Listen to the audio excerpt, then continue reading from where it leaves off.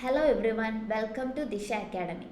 അപ്പോൾ ഇന്നത്തെ ക്ലാസ്സിൽ നമ്മൾ ഡിസ്കസ് ചെയ്യാൻ പോകുന്നത് RRB NTPC എക്സാമിന് ചോദിച്ചിട്ടുള്ള കുറച്ച് റീസണിങ് ക്വസ്റ്റ്യൻസ് ആണ്. ഇക്കഴിഞ്ഞ എക്സാമിന് ചോദിച്ചിട്ടുള്ള ക്വസ്റ്റ്യൻസ് ആയതുകൊണ്ട് തന്നെ ഇനി വരുന്ന എക്സാംസിനും ഈ ക്വസ്റ്റ്യൻസ് പ്രാക്ടീസ് ചെയ്ത് പോകുന്നത് നിങ്ങൾക്ക് വളരെ യൂസ്ഫുൾ ആയിരിക്കും. അപ്പോൾ എന്തൊക്കെ പാറ്റേൺ ആണ് ചോദിച്ചിട്ടുള്ളത്, ഇനി എങ്ങനെയൊക്കെയുള്ള ക്വസ്റ്റ്യൻസ് എക്സ്പെക്റ്റ് ചെയ്യാം എന്നൊക്കെ നിങ്ങൾക്ക് ഒരു ഐഡിയ കിട്ടും. എന്തായാലും വീഡിയോ എല്ലാവരും സ്കിപ്പ് ചെയ്യാതെ ലാസ്റ്റ് വരെ കാണാൻ ശ്രമിക്കുക. അപ്പോൾ നമുക്ക് ക്വസ്റ്റ്യൻസിലേക്ക് പോവാം. Okay, first question. This question is based on the 5 3-digit numbers given below. അപ്പോൾ ഇവിടെ താഴെ 5 3-digit നമ്പേഴ്സ് തന്നിട്ടുണ്ട്. അപ്പോൾ ഇതിനെ ബേസ് ചെയ്തുള്ള ക്വസ്റ്റ്യൻസ് ആയിരിക്കും.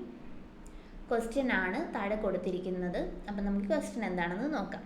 അപ്പോൾ ഇവിടെ പറഞ്ഞിട്ടുണ്ട് all operations to be done from left to right only. ലെഫ്റ്റിൽ നിന്ന് റൈറ്റിലേക്ക് മാത്രമേ നമ്മളിപ്പം ഓപ്പറേഷൻസ് ഇതിൽ ചെയ്യാൻ പോവുകയാണെങ്കിൽ ചെയ്യാവുള്ളൂ എന്ന് പറഞ്ഞിട്ടുണ്ട്. അപ്പോൾ ക്വസ്റ്റ്യൻ ഇതാണ്: what will be the resultant if the second digit of the highest number is added to the third digit of the lowest number? അപ്പോൾ നമുക്കിവിടെ ഏറ്റവും ഹയസ്റ്റ് നമ്പർ ഏതാണെന്ന് നമുക്ക് നോക്കാം. 937 ഉണ്ട്, 975 ഉണ്ട്. അപ്പോൾ അതിൽ ഹയസ്റ്റ് ഈസ് 975. അപ്പോൾ അത് നമുക്കൊന്ന് എടുത്ത് എഴുതി വെക്കാം. ഓക്കെ ആണല്ലോ. ഇനി ലോവസ്റ്റ് നമ്പർ ഇവിടെ ഏതാണ്? ഇറ്റ്സ് 389. അപ്പോൾ അത് നമുക്കൊന്ന് എടുത്ത് എഴുതി വെക്കാം. അപ്പോൾ ഇനി ഇവിടെ ചോദിച്ചിരിക്കുന്നത് second digit of the highest number എന്ന് പറയുന്നത് ഏതാണ്? 7 അല്ലേ. അതേപോലെ third digit of the lowest number എന്ന് പറയുന്നത് ഏതാ? 9. അപ്പോൾ ഇവിടെ ചോദിച്ചിരിക്കുന്നത് ഇതിൻ്റെ സം എന്താണെന്നാണ്. What will be the resultant if the second digit of the highest number is added to the third digit of the lowest number. അപ്പോൾ 7 + 9 കണ്ടാൽ പോരെ. 7 + 9 എന്ന് പറയുന്നത് 16. അപ്പോൾ ഓപ്ഷൻ എ 16 ആണ് റൈറ്റ് ആൻസർ വരുന്നത്.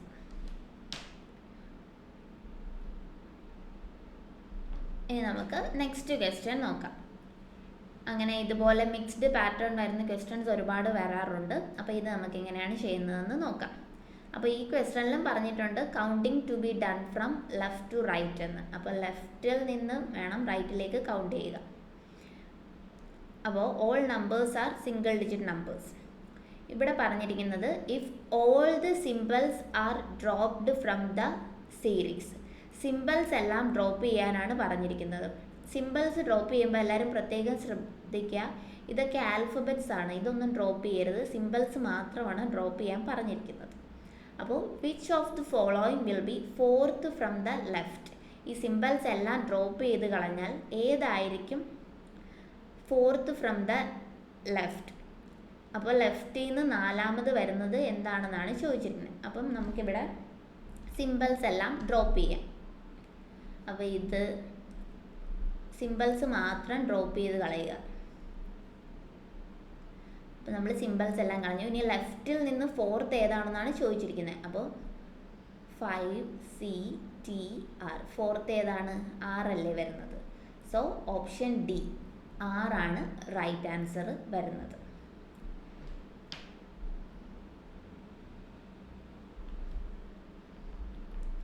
ഇനി നമുക്ക് നെക്സ്റ്റ് ക്വസ്റ്റ്യൻ നോക്കാം. സില്ലോജിസം ബേസ്ഡ് ഒരു ക്വസ്റ്റ്യൻ ആണ്. സില്ലോജിസം എല്ലാവർക്കും കുറച്ച് കൺഫ്യൂസിങ് ആയുള്ളൊരു ടോപ്പിക്കാണ്. അപ്പോൾ നമുക്കിത് എങ്ങനെയാണ് കറക്റ്റായിട്ട് ചെയ്യുന്നതെന്ന് നോക്കാം. Read the given statements and conclusions carefully assuming that the information given in the statements is true even if it appears to be at variance with commonly known facts. Decide which of the given conclusions logically follows from the statements. അപ്പോൾ ഇവിടെ തന്നിരിക്കുന്ന സ്റ്റേറ്റ്മെൻറ്റ്സിനെ base ചെയ്ത് മാത്രം നിങ്ങൾ conclusions decide ചെയ്യുക. അല്ലാതെ നമ്മൾ logically ഒന്നും തിങ്ക് ചെയ്യാൻ പോകണ്ട.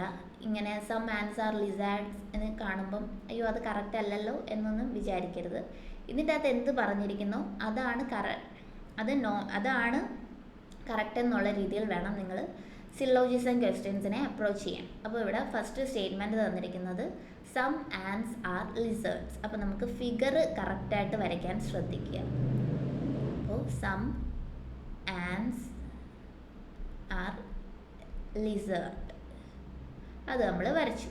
ഇനി ഓൾ ലിസാർഡ് ആർ സ്പൈഡേഴ്സ് എന്നാണ് പറഞ്ഞിരിക്കുന്നത്. അപ്പോൾ ഈ ലിസാർഡിൻ്റെ സർക്കിൾ മൊത്തം ഈ സ്പൈഡറിൻ്റെ അകത്ത് വരണം.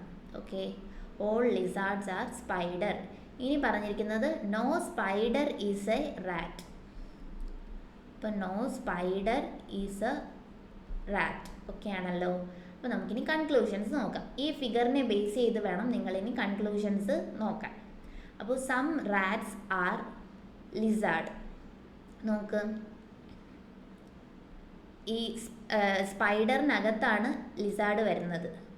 അപ്പോൾ no spider is a rat എന്ന് ഓൾറെഡി പറഞ്ഞിട്ടുണ്ട്. അപ്പോൾ ലിസാർഡ് എന്ന് പറയുന്നത് ഇതിൻ്റെ അകത്താണ്. അപ്പോൾ no lizard is a rat ആണ്. അപ്പോൾ ഫസ്റ്റ് കൺക്ലൂഷൻ എന്തായാലും ഫോളോ ചെയ്യില്ല. സം റാറ്റ്സ് ആർ ലിസാർഡ് എന്ന് പറയുന്നത് എന്തായാലും തെറ്റാണ്. ഇനി നമുക്ക് നെക്സ്റ്റ് നോക്കാം. Some spiders are ant. Already ഈ സം ആൻഡ്സ് ആർ ലിസാർഡ് എന്ന് തന്നിട്ടുണ്ട്. ഈ ലിസാർഡ് സ്പൈഡറിനകത്താണ് വരുന്നത്. അപ്പോൾ എന്തായാലും സം സ്പൈഡേഴ്സ് ആർ ആൻഡ്സ് എന്നുള്ളതും കറക്റ്റ് ആണല്ലോ. അപ്പോൾ കൺക്ലൂഷൻ 2 കറക്റ്റാണ്, ബട്ട് കൺക്ലൂഷൻ 1 ഫോൾസ് ആണ്. അപ്പോൾ ഓപ്ഷൻ ഡി, കൺക്ലൂഷൻ 2 ഫോളോസ്. അപ്പോൾ കറക്റ്റായിട്ട് ഫിഗർ വരയ്ക്കാൻ ശ്രദ്ധിക്കുക, അല്ലെങ്കിൽ നിങ്ങൾക്ക് തെറ്റും.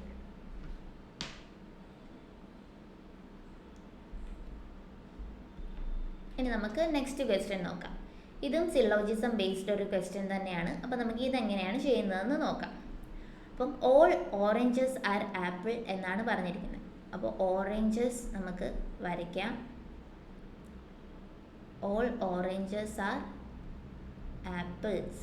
അപ്പോൾ ആപ്പിൾസിൻ്റെ അകത്ത് വേണം ഓറഞ്ച് വരയ്ക്കാൻ. ഓക്കെ, ഇനി no apple is a banana എന്നാണ് പറഞ്ഞിരിക്കുന്നത്. No apple is a banana.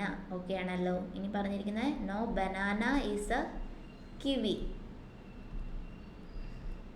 അപ്പോൾ നമ്മൾ ഫിഗർ വരച്ചു. ഇനി ഇതിനെ ബേസ് ചെയ്ത് വേണം നമ്മൾ കൺക്ലൂഷൻസ് നോക്കാൻ. അപ്പോൾ കൺക്ലൂഷൻസ് നമുക്ക് നോക്കാം. No orange is a banana. No apple is a banana എന്ന് പറഞ്ഞിട്ടുണ്ട്. ഈ ഓറഞ്ച് എന്ന് പറയുന്നത് ആപ്പിളിനകത്താണ് നമ്മൾ സർക്കിൾ വരച്ചിരിക്കുന്നത്. അപ്പോൾ no orange is a banana എന്നുള്ളതും കറക്റ്റ് ആണല്ലോ. അപ്പോൾ അത് കറക്റ്റാണ്. No apple is a kiwi. ആപ്പിളും കിവിയും തമ്മിൽ ഇവിടെ എന്തെങ്കിലും കണക്ഷൻ കാണുന്നുണ്ടോ? ഇങ്ങനെ ഇതിൻ്റെ അകത്ത് ഡയറക്റ്റ് കണക്ഷൻ ഒന്നും പറഞ്ഞിട്ടില്ലെങ്കിൽ നിങ്ങളത് ഫോൾസ് സ്റ്റേറ്റ്മെൻ്റ് ആയിട്ട് തന്നെ കാണും. അപ്പോൾ no apple is a kiwi, ഇത് തമ്മിൽ ഒരു കണക്ഷനും പറഞ്ഞിട്ടില്ല. സോ സെക്കൻഡ് സ്റ്റേറ്റ്മെൻറ്റ് ഫോൾസ് ആണ്. അപ്പോൾ only conclusion 1 follows. Option A ആണ് റൈറ്റ് ആൻസർ വരുന്നത്. ഓക്കെ ആണല്ലോ. ഇനി നമുക്ക് നെക്സ്റ്റ് ക്വസ്റ്റ്യൻ നോക്കാം.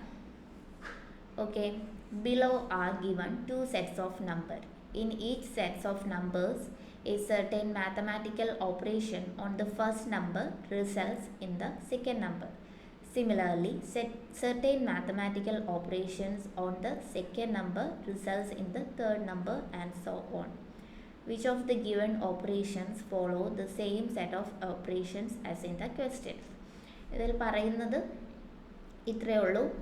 ഇവിടെ കുറച്ച് സെറ്റ്സ് ഓഫ് നമ്പേഴ്സ് തന്നിട്ടുണ്ട്. അപ്പോൾ ആദ്യത്തെ സെറ്റ് ഈ 4 നമ്പേഴ്സും റിലേറ്റ് ചെയ്തിരിക്കുന്ന ഒരു പാറ്റേൺ ഉണ്ട്. ആ സെയിം പാറ്റേൺ ഫോളോ ചെയ്തിട്ട് തന്നെയാണ് ഈ സെറ്റ്സ് ഓഫ് നമ്പറും തന്നിട്ടുള്ളത്. അപ്പോൾ ആദ്യം നമ്മൾ ആ പാറ്റേൺ ഏതാണെന്ന് കറക്റ്റായിട്ട് കണ്ടുപിടിക്കണം. അതിനുശേഷം ആ പാറ്റേൺ ഫോളോ ചെയ്ത് ഈ ഓപ്ഷനിൽ ഏത് നമ്പറാണോ വരുന്നത് അത് നമ്മൾ ചൂസ് ചെയ്യണം. അപ്പോൾ നമുക്ക് ഫസ്റ്റ് നമ്പർ ഒന്ന് എടുത്ത് എഴുതാം. 7, 21, 31, 62. അപ്പോൾ ഇതെങ്ങനെയാണ് റിലേറ്റ് ചെയ്തിരിക്കുന്നതെന്ന് നോക്കാം. നിങ്ങൾക്ക് എല്ലാവർക്കും അറിയാമല്ലോ, 7 × 3 എന്ന് പറയുന്നതാണ് 21. അപ്പോൾ ഈ 21 + 10 ആണല്ലോ 31 എന്ന് പറയുന്നത്. അതേപോലെ 31 × 2 ചെയ്യുമ്പോഴാണല്ലോ എന്താണ് 62 വരുന്നത്. ഇനി ഈ പാറ്റേൺ ആണോ നെക്സ്റ്റ് ഈ സെറ്റ് ഓഫ് നമ്പേഴ്സിൽ ഫോളോ ചെയ്യുന്നത് എന്ന് നമുക്ക് നോക്കാം. അപ്പോൾ അതും ഒന്നെടുത്ത് എഴുതി വെക്കാം. 9, 27, 37 and 74. 9 × 3 ആണ് 27. അതേപോലെ 27 + 10 ആണ് 37. 37 × 2 എന്താണ്? 35 × 2 എന്ന് പറയുന്നത് 70 ആണ്. 37 × 2 എന്ന് പറയുന്നത് 74 ആണ്. അപ്പോൾ പാറ്റേൺ ഇതാണെന്ന് നമുക്ക് കണ്ടുപിടിച്ചു. ഇനി നമുക്ക് ഓപ്ഷനിൽ നോക്കാം. ഫസ്റ്റ് ഓപ്ഷൻ 11 × 3 ആണ് 33. അപ്പോൾ അത് കറക്റ്റാണ്. അതേപോലെ 33 + 10 ചെയ്താൽ 43 ആണല്ലോ. അതേപോലെ 43 × 2 ചെയ്താൽ 3 × 2 6, 4 × 2 8. അപ്പോൾ × 2 ആയിരുന്നു നമ്മുടെ പാറ്റേൺ. അത് ഫസ്റ്റ് ഓപ്ഷൻ തന്നെ ഫോളോ ചെയ്യുന്നുണ്ട്. അപ്പോൾ ബാക്കി ഓപ്ഷൻ എല്ലാം നോക്കി ടൈം വേസ്റ്റ് ചെയ്യരുത്. ഓപ്ഷൻ എ തന്നെയാണ് റൈറ്റ് ആൻസർ. നമുക്ക് ആൻസർ ഫസ്റ്റ് ഓപ്ഷനിൽ തന്നെ കിട്ടി. ഓക്കെ ആണല്ലോ. ഇനി നമുക്ക് നെക്സ്റ്റ് ക്വസ്റ്റ്യൻ നോക്കാം. റീസണിങ്ങിൽ നിങ്ങൾ മാക്സിമം ടൈം വേസ്റ്റ് ചെയ്യാതെ പെട്ടെന്ന് ചെയ്ത് പോകാൻ ശ്രമിക്കുക. നിങ്ങൾ ഫുൾ മാർക്സ് സ്കോർ ചെയ്യാൻ നോക്കേണ്ടുന്ന ഒരു ഏരിയ ആണ് റീസണിങ് എന്നുള്ളത്. സോ അത് മാക്സിമം ക്വസ്റ്റ്യൻസ് വർക്കൗട്ട് ചെയ്ത് നിങ്ങളുടെ സ്പീഡ് ഇൻക്രീസ് ചെയ്യാൻ ശ്രദ്ധിക്കുക. ഓക്കെ, അപ്പോൾ ഇത് നമുക്ക് നോക്കാം. ഇങ്ങനെയുള്ള ആൽഫബറ്റ്സിൻ്റെ ക്വസ്റ്റ്യൻസ് വരുമ്പം നിങ്ങൾ മാക്സിമം പൊസിഷൻ വാല്യൂസ് ഒന്ന് ബൈ ഹാർട്ട് ചെയ്യാൻ ശ്രദ്ധിക്കുക. അപ്പോൾ അതിന് വേണ്ടിയിട്ട് ഇപ്പോൾ ഞാൻ ഈ ഒരു കോഡ് പറയാം, EJOT. ഇതിൽ ഇയുടെ പൊസിഷൻ വാല്യൂ ആണ് 5 എന്ന് പറയുന്നത്, ജെയുടെ പൊസിഷൻ വാല്യൂ 10 ആണ്, ഒയുടെ 15, ടിയുടെ 20 ആൻഡ് വൈയുടെ 25. അപ്പോൾ നമുക്ക് ഇത് വെച്ച് മൈനസും പ്ലസും ചെയ്ത് ബാക്കിയുള്ള പൊസിഷൻ വാല്യൂസ് നമുക്ക് ഈസി ആയിട്ട് കണ്ടുപിടിക്കാം. അല്ലെങ്കിൽ നിങ്ങൾ ബോക്സ് വരച്ച് എഴുതുന്നതാണെങ്കിൽ അങ്ങനെ ചെയ്യാം, ഇങ്ങനെയാണെങ്കിൽ ഇങ്ങനെ ചെയ്യാം. നിങ്ങൾക്ക് ഏതാണോ എളുപ്പം അത് പെട്ടെന്ന് എന്തായാലും ടൈം മാക്സിമം വേസ്റ്റ് ചെയ്യാതെ എങ്ങനെ ചെയ്യാൻ പറ്റുന്നോ അങ്ങനെ ചെയ്യാൻ ശ്രമിക്കുക. അപ്പോൾ നമുക്ക് PMJ, ഇതിൽ നിന്ന് ഓഡ് 1 ഔട്ട് ഏതാണെന്ന് കണ്ടുപിടിക്കണം. PMJ.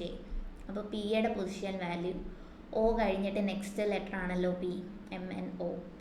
അപ്പം പിയുടെ വരുന്നത് 16 ആണ്, എമ്മിൻ്റെ എന്ന് പറയുന്നത് 13 ആണ്, ജെയുടെ നമ്മൾ ഓൾറെഡി എഴുതിയിട്ടുണ്ട്.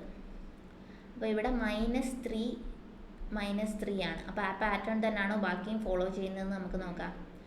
LIF, ജെ കഴിഞ്ഞിട്ട് +2 ചെയ്യുമ്പോഴാണ് L വരുന്നത്, അപ്പോൾ 12. ഐയുടെ വരുന്നത് ജെയുടെ തൊട്ട് മുൻപ്, അപ്പോൾ 9 അല്ലേ. അതേപോലെ FE കഴിഞ്ഞിട്ട് നെക്സ്റ്റ് ലെറ്റർ, അപ്പോൾ ഇത് 6. അപ്പോൾ ഇവിടെ -3 ഓക്കെയാണ്. അപ്പോൾ നമുക്കിനി URQ നോക്കാം. യുവിൻ്റെ എന്ന് പറയുന്നത് 21 ആണ്, TU. അതേപോലെ ആറിൻ്റെ 18 ആണ്. ഇനി നമുക്ക് ക്യൂവിൻ്റെ എന്താണെന്ന് നോക്കാം.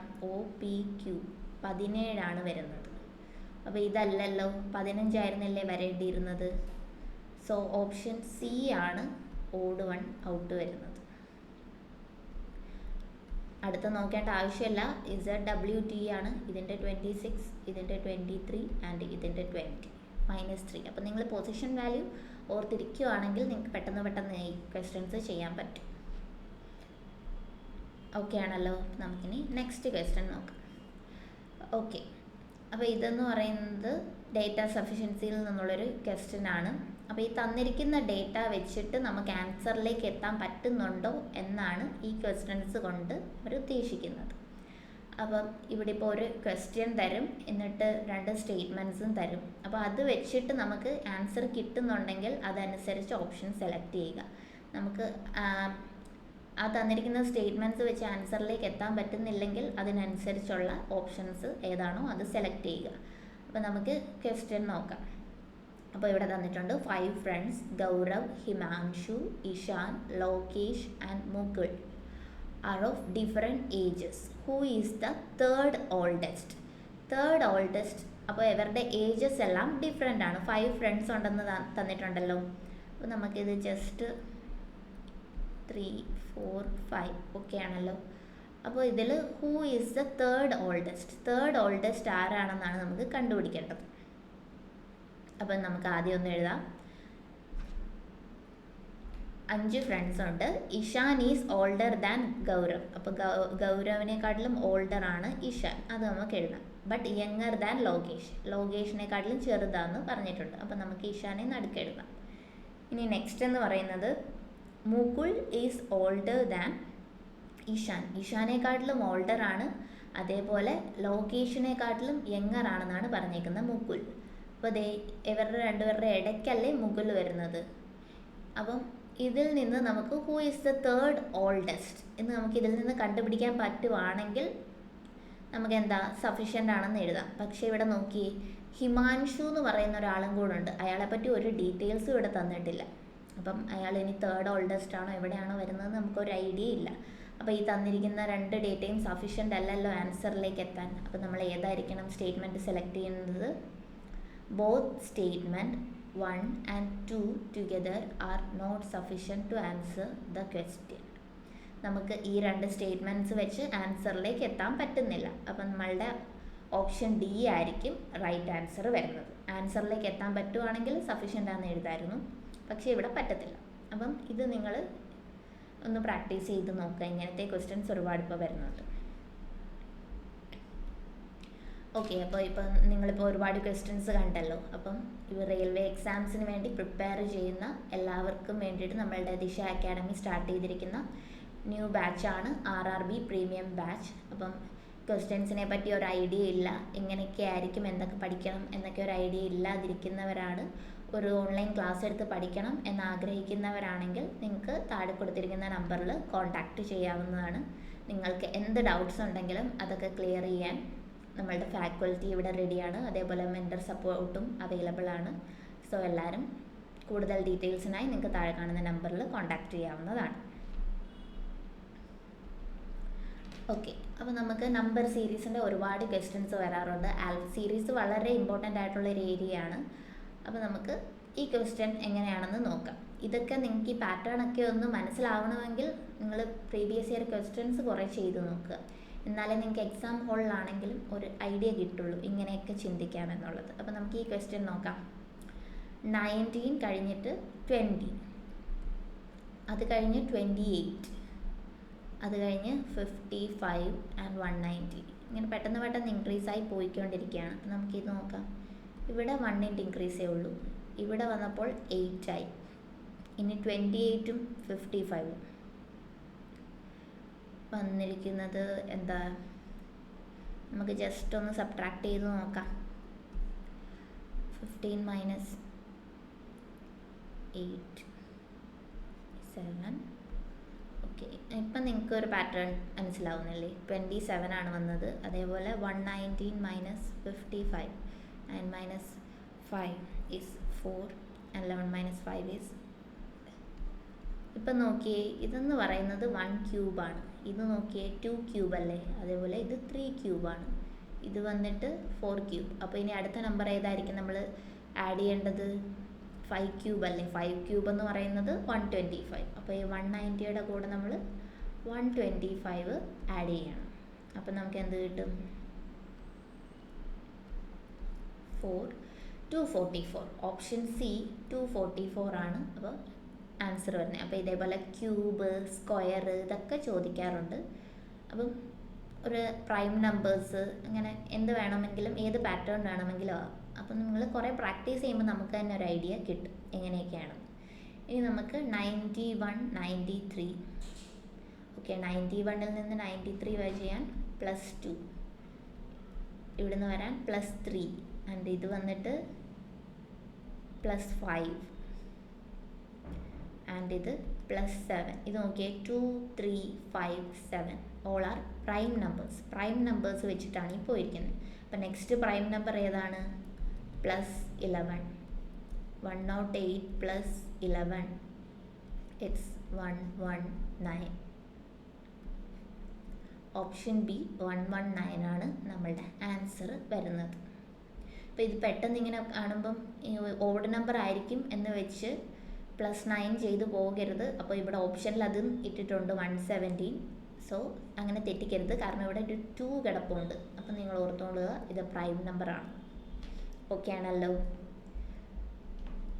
ഓക്കെ, ഇത് ഒരു മിക്സ്ഡ് സീരീസ് ആണ്. ആൽഫബറ്റ്സും ഉണ്ട്, നമ്പറും ഉണ്ട്. അപ്പോൾ ഇങ്ങനത്തെ ക്വസ്റ്റ്യനിൽ നിങ്ങൾ ആദ്യം ഈ ഡിജിറ്റ്സ് കൗണ്ട് ചെയ്ത് ആൻസറിലേക്ക് എത്താൻ പറ്റുന്നുണ്ടോ എന്ന് നോക്കുക. 89ൽ നിന്ന് 81 ആകാൻ എന്താ? -8 ചെയ്തു. അപ്പോൾ ഇത് നോക്കി, 81ൽ നിന്ന് -8 ചെയ്യുമ്പം 73. ഇനി 73ൽ നിന്ന് -8 ചെയ്യുമ്പം 65. ഇനി ഒരു -8 ചെയ്യുമ്പം എന്തായിരിക്കും കിട്ടുക? 57 അല്ലേ? ഓപ്ഷനിലുണ്ടോ എന്ന് നോക്കുക. സിയും ഉണ്ട്, ഡിയിലും 57 ആണ് വന്നിരിക്കുന്നത്. അപ്പോൾ നമുക്കിനി ആൽഫബറ്റ്സിൻ്റെ നോക്കാം. അപ്പോൾ ഫസ്റ്റ് ആൽഫബറ്റ് രണ്ടിലും N തന്നെ ആയതുകൊണ്ട് നിങ്ങൾ അത് നോക്കണ്ട. നെക്സ്റ്റ് ആൽഫബറ്റിൻ്റെ റിലേഷൻ എന്താണെന്ന് നോക്കുക. നമ്മൾ മാക്സിമം ടൈം എങ്ങനെ സേവ് ചെയ്യാമെന്നും കൂടെ നോക്കണം. ഇവിടെ രണ്ടിടത്തും N തന്നെയാണല്ലോ, അപ്പോൾ ഏത് പാറ്റേൺ ആണെന്ന് നോക്കി പോകേണ്ട ആവശ്യമില്ല. അവിടെ N തന്നെ ആയിരിക്കും എന്തായാലും വരുന്നത്. അപ്പോൾ നമുക്കിനി ഡബ്ല്യുവിൻ്റെ കോഡ് വന്നിട്ട് പൊസിഷൻ വാല്യൂ ഈസ് 23 ആൻഡ് ബിയുടെ വന്നിട്ട് 2 ആണ് ആൻഡ് ജിയുടെ 7 ആണ്. ഇതിപ്പം ഞാൻ ആ EJOT ആ ഒരു കോഡ് വെച്ച് തന്നെയാണ്, കാരണം E കഴിഞ്ഞിട്ട് FG +2 ചെയ്യുന്ന ഇയുടെ കോഡ് നമുക്ക് ഓൾറെഡി അറിയാം 5 ആൻഡ് +2 ചെയ്യുമ്പം ഇറ്റ്സ് 7. അത് കഴിഞ്ഞ് L എന്ന് വെച്ച് കഴിഞ്ഞാൽ J കഴിഞ്ഞിട്ട് +2, ജെയുടെ കോഡ് ഈസ് 10, അപ്പോൾ 10 + 2 ഈസ് 12. അപ്പോൾ ഇനി കോഡ് നോക്കിയേ, 23 കഴിഞ്ഞിട്ട് ഇനി 3 ആൽഫബറ്റ്സും കൂടെ ഉണ്ട്. അത് കഴിഞ്ഞ് +2 ചെയ്യുമ്പോൾ ഇവിടെ എന്താ +5 ചെയ്തു പോയിരിക്കുകയാണ്. അപ്പോൾ ഇനി 12ൽ നിന്ന് +5 ചെയ്യുമ്പം എന്തായിരിക്കും വരുന്നത്? 17 അല്ലേ. 17th ലെറ്റർ എന്ന് പറയുന്നത് ഏതാ? ഓയുടെ കോഡ് 15, PQ. അപ്പോൾ Q വരുന്ന ഏതാണ്?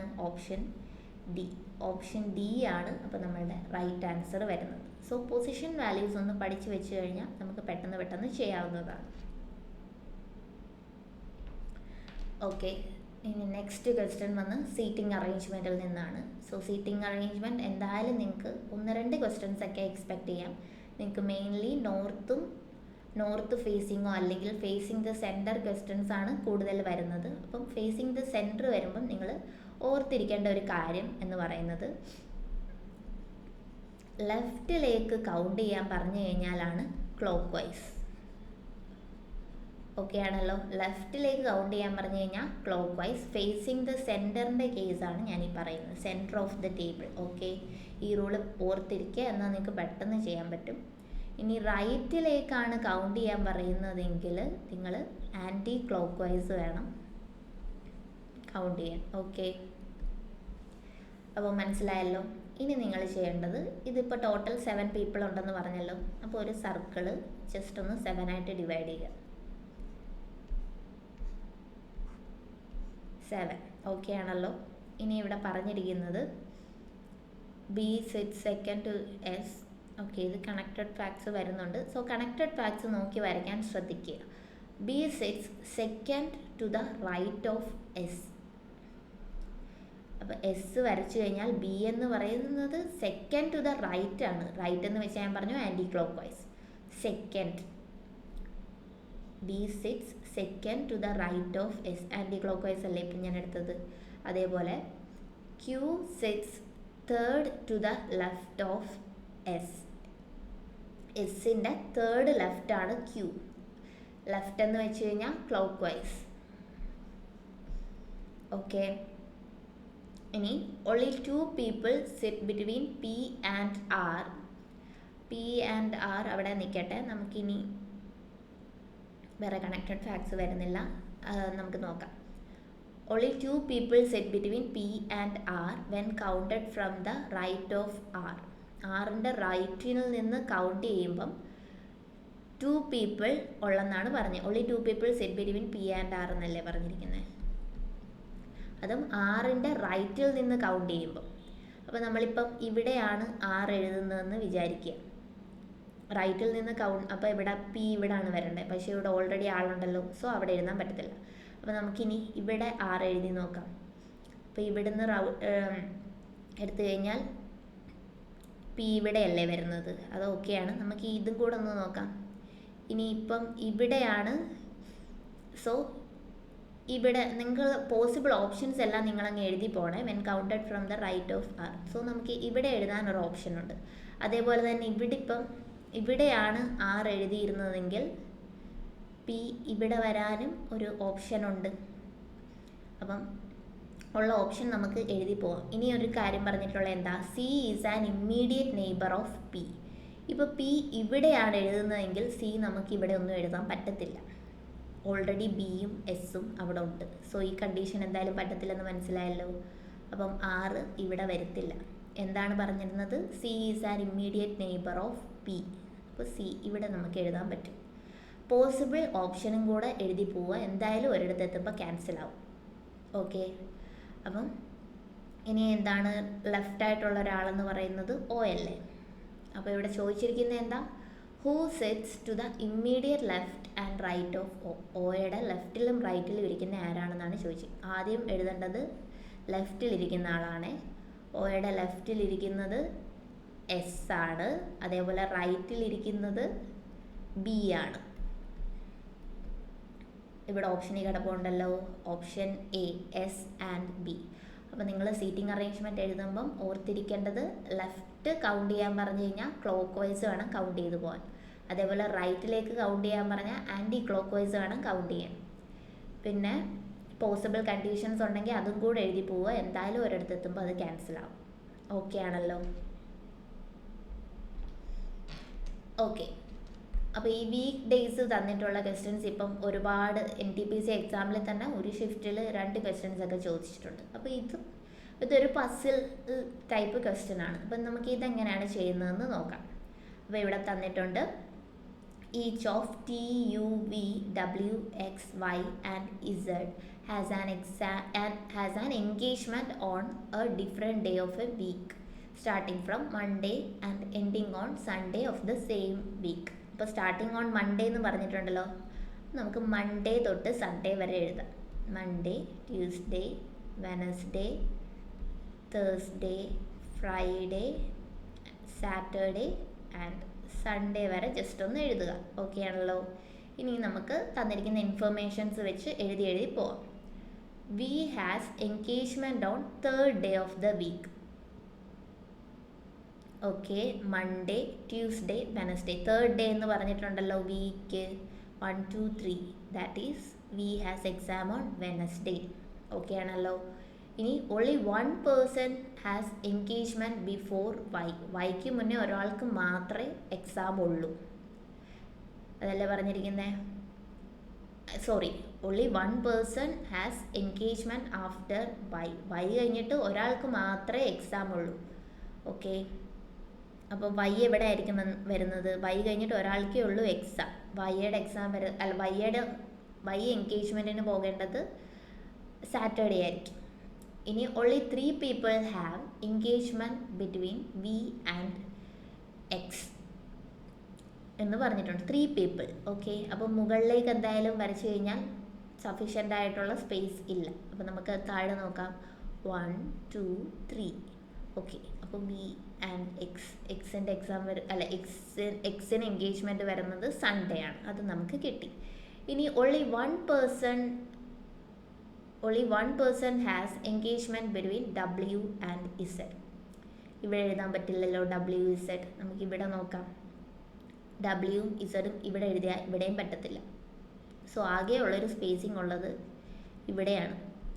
അത് കറക്റ്റ് Wയും Z എവിടെയാണെന്ന് പറഞ്ഞിട്ടില്ല. സോ 2 കണ്ടീഷൻ ഉണ്ട്. അപ്പം നമുക്ക് അതങ്ങ് എഴുതി വെക്കാം. ഓക്കെ ആണല്ലോ. ഇനി T has engagement immediately after Z. Okay, Z കഴിഞ്ഞ് വെരി നെക്സ്റ്റ് ഡേ ആണ് Tക്ക് എൻഗേജ്മെൻ്റ് ഉള്ളത്. അപ്പോൾ ഇൻ കേസ് നിങ്ങൾ ഇവിടെയാണ് Z എഴുതുന്നതെങ്കിൽ ഇത് കഴിഞ്ഞ് ഓൾറെഡി V ഉണ്ട്. അപ്പോൾ നമുക്ക് സെക്കൻഡ് കണ്ടീഷൻ പറ്റത്തില്ലെന്ന് മനസ്സിലായല്ലോ. Z കഴിഞ്ഞ് ആർക്കാണ് എൻഗേജ്മെൻ്റ് ഉള്ളത്? T. ഓക്കെ, ഇനി ഓൾറെഡി ഒരാൾ ലെഫ്റ്റ് ആയിട്ടുള്ളത് ആരാണ്? അത് നിങ്ങൾ എഴുതുക. T നമ്മൾ എഴുതിയിട്ടില്ല. അല്ല, T ഓൾറെഡി എഴുതി, I പോലായതാണ്. T, U, V, W, X, Y, Z എല്ലാവരും ഉണ്ടല്ലോ. അപ്പോൾ how many people have engagement between U and T? U and Tക്കിടയിൽ എത്ര പേർക്ക് എക്സാം ഉണ്ട് എന്നാണ്, എൻഗേജ്മെൻറ്റ് ഉണ്ട് എന്നാണ് ചോദിച്ചിരിക്കുന്നത്. കൂടുതലും എക്സാമിൻ്റെ ക്വസ്റ്റ്യൻസ് ആണ് ഇങ്ങനെ വരുന്നത്. സോ അതുകൊണ്ടാണ് ഞാൻ ഇടയ്ക്കിടയ്ക്ക് എക്സാം എന്ന് പറയുന്നത്. എൻഗേജ്മെൻറ്റ് U ആൻഡ് Tക്കിടയിൽ എത്ര പേരുണ്ട്? 3 പേരുണ്ടല്ലോ. അപ്പോൾ ഓപ്ഷൻ B 3 ആണ് റൈറ്റ് ആൻസർ വരുന്നത്. അപ്പോൾ ഇതേപോലെ ഈ 7 days എക്സാംസ് ഉണ്ട് എന്നുള്ള രീതിയിൽ ക്വസ്റ്റ്യൻ വരാറുണ്ട്. അതേപോലെ box arrangement, floor arrangement, puzzle നിന്ന് ചോദിച്ചിട്ടുള്ള മെയിനായിട്ടുള്ള ക്വസ്റ്റ്യൻസ് ഇതൊക്കെയാണ്. സോ ഇങ്ങനത്തെ ക്വസ്റ്റ്യൻസ് പ്രാക്ടീസ് ചെയ്യുമ്പം നിങ്ങൾക്ക് ഓക്കെ ആവും. അപ്പോൾ ഇവിടെ 3 ആണ് ആൻസർ വരുന്നത്. കറക്റ്റായിട്ട് എഴുതാൻ ശ്രദ്ധിക്കുക. അതേപോലെ പോസിബിൾ കണ്ടീഷൻസും കൂടെ എഴുതി പോകാൻ ശ്രദ്ധിക്കുക. ഓക്കെ, ഇത് വന്നിട്ട് സീറ്റിംഗ് അറേഞ്ച്മെൻറ്റ് ഞാൻ പറഞ്ഞിരുന്നു. മെയിൻലി നിങ്ങൾക്ക് നോർത്ത് ഫേസിങ്ങും സെൻറ്റർ ഓഫ് ദ ടേബിൾ ക്വസ്റ്റ്യൻസുമാണ് സീറ്റിംഗ് അറേഞ്ച്മെൻറ്റിൽ ചോദിച്ച് കണ്ടിട്ടുള്ളത്. അപ്പോൾ ഇത് നോർത്ത് ഫേസിംഗ് ആണ്. സോ നോർത്ത് ഫേസിംഗ് വരുമ്പോൾ നിങ്ങൾ പ്രത്യേകം ഓർക്കേണ്ടത് ഇതായിരിക്കും റൈറ്റ് എന്ന് പറയുന്നത്, ആൻഡ് ലെഫ്റ്റ് എന്ന് വെച്ച് കഴിഞ്ഞാൽ ഇതായിരിക്കും. ഓർത്തിരിക്കുക. ഓക്കെ, അപ്പോൾ 7 പീപ്പിൾ ഉണ്ടെന്ന് പറഞ്ഞുകൊണ്ട് നമുക്ക് ജസ്റ്റ് ഇത് 7 ആയിട്ടൊന്ന് ഡിവൈഡ് ചെയ്യാം. 1 2 3 4 5 6 7. ഓക്കെ ആണല്ലോ. ഇനി ഇവിടെ പറഞ്ഞിരിക്കുന്നത് only 4 people sit to the left of B. ബിയുടെ ലെഫ്റ്റിൽ 4 പേരുണ്ടെന്ന് പറഞ്ഞിട്ടുണ്ട്. 1 2 3 4. ലെഫ്റ്റ് ഇങ്ങോട്ടാണെന്ന് ഞാൻ പറഞ്ഞല്ലോ. ബിയുടെ ലെഫ്റ്റിൽ 4 പേരുണ്ട്. Okay. R sits immediately to the left of Q. അത് നമുക്ക് നോക്കാം. അതവിടെ നിൽക്കട്ടെ. R sits immediately to the left of Q എന്നാണ് പറഞ്ഞിട്ടുള്ളത്. അത് നമ്മൾ എഴുതി വെച്ചേക്കാം. ഇനി only 3 people sit between B and C. ഇങ്ങോട്ട് എന്തായാലും വരയ്ക്കാൻ പറ്റത്തില്ല. ആകെ 3 സ്പേസേ ഉണ്ടോ. അതിൻ്റെ ഇടയ്ക്ക് 3 പേരുണ്ടെന്ന് പറഞ്ഞിട്ടുണ്ട്. So only 3 people sit between B and C. അത് നമ്മൾ എഴുതി. ഇനി എന്താ, both P and O are immediate neighbors of S. അത് ഇവിടെയും വരാം ഇവിടെയും വരാം. അതും നിൽക്കട്ടെ. P sits immediately, both P and O are immediate neighbors of S എന്നല്ലേ പറഞ്ഞേ. അത് നിൽക്കട്ടെ. അത് വേണമെങ്കിൽ ഇങ്ങനെയും വരാം. 2 കണ്ടീഷൻസ് ഉണ്ട്, 2 പോസിബിലിറ്റി ഉണ്ട്. ഇനി P sits immediately to the right of C. സിയുടെ തൊട്ട് റൈറ്റിലാണ് P ഇരിക്കുന്നത്. ഇനി ഇത് കണക്ട് ചെയ്തുള്ളത് നോക്കാം. നോക്കിയേ, ഇത് നമുക്കെടുത്ത് ഇവിടെ അങ്ങ് എഴുതാമല്ലോ. PSO ഇമ്മീഡിയറ്റ് നെയ്ബേഴ്സ് ആണെന്ന് പറഞ്ഞിട്ടുണ്ടല്ലോ. ഓക്കെ ആണല്ലോ. അതേപോലെ RQ ഇത് നമുക്ക് ഡയറക്റ്റ് എടുത്ത് ഇങ്ങോട്ടങ്ങ് എഴുതി വെച്ചാൽ പോരെ, കാരണം ഇമ്മീഡിയറ്റ് ലെഫ്റ്റിലാണെന്ന് തന്നിട്ടുണ്ടായിരുന്നു അല്ലേ. R sits immediately to the left of Q. ഇതങ്ങ് എടുത്ത് എഴുതി വെച്ചാൽ പോരെ. ഇനി ചോദിച്ചിരിക്കുന്നത് how many people sit to the left of O. ഓയുടെ ലെഫ്റ്റിൽ എത്ര പേരുണ്ട് എന്നാണ് ചോദിച്ചിരിക്കുന്നത്. ഓയുടെ ലെഫ്റ്റിൽ 3 പേരുണ്ട്. SPC ലെഫ്റ്റിൽ. ഓക്കെ, ഓപ്ഷൻ B 3 ആണ് റൈറ്റ് ആൻസർ വരുന്നത്. സോ സീറ്റിംഗ് അറേഞ്ച്മെൻറ്റ് ഇത് ഒന്ന് ഓർത്തിരിക്കുക. നോർത്ത് ഫേസിങ് വരുമ്പം ഇതായിരിക്കും റൈറ്റ് ആൻഡ് ഇതായിരിക്കും ലെഫ്റ്റ്. കൗണ്ട് ചെയ്യുന്നത് കറക്റ്റായിട്ട് കൗണ്ട് ചെയ്യണം. So thank you. അപ്പോൾ ഇതുപോലുള്ള ഒരുപാട് ക്വസ്റ്റ്യൻസ് വർക്കൗട്ട് ചെയ്ത് നോക്കുക. Thank you.